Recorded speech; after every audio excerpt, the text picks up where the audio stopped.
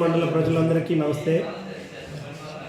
ఇప్పుడు నేను జాయిన్ అయిన 100 రోజుల్లో నేను అత్యధికంగా చూసినటువంటి సమస్య ఏంటంటే ఈ గ్రామ కంఠంలో జరిగేటటువంటి రిజిస్ట్రేషన్స్.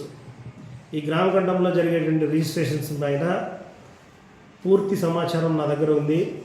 దీనికి సంబంధించి రెవెన్యూ శాఖ నుంచి నిర్దిష్టమైనటువంటి ఉత్తర్వులు ఉన్నాయి.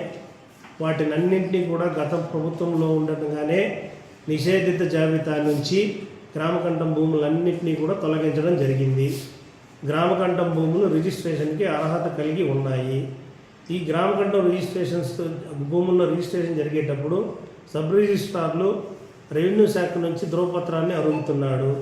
ఈ సబ్ రిజిస్ట్రార్ నుంచి విఆర్ఓ నుంచి తీసుకునేటువంటి ధ్రువపత్రము ఎటువంటి లాజికల్ పాయింట్ లేదు, రూలు లేదు. విఆర్ఓలు ధృవీకరించాల్సిన అవసరం లేదు. గ్రామకంఠానికి సంబంధించి పూర్తి అధికారం అంతా కూడా పంచాయతీ సెక్రటరీలకి బదలాయిస్తూ ఇదివరకే ఉత్తర్వులు జారీ చేయబడినాయి. పంచాయతీ కార్యదర్శులే ధ్రువపత్రాలు జారీ చేయడానికి అర్హత కలిగినటువంటి వారు.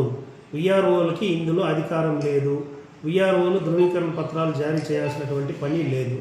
ఇదివరకు ఇప్పుడు ఈరోజు నేను కొత్తగా చూస్తున్నటువంటి కేసు ఏంటంటే ఆ గ్రామకంఠం భూములకు సంబంధించి విలేజ్ సర్వేయర్ దగ్గర నుంచి కూడా సంతకం అడుగుతున్నారని. అది కూడా అవసరం లేదు. పంచాయతీ కార్యదర్శికే అధికారాలు ఇచ్చినప్పుడు గ్రామ సర్వేయర్కి గ్రామ రెవెన్యూ అధికారికి ధృవీకరణ పత్రాలు మంజూరు చేసేదానికి అధికారం లేదు. ఈ ధృవీకరణ పత్రాలు రిజిస్ట్రేషన్ కొరకు అవసరం లేదు. ఈ విషయాన్ని తవనంపల్లి మండల ప్రజలందరూ కూడా గమనించి తగు చర్యలు తీసుకోవాల్సిందిగా కోరుతున్నాను. Thank you.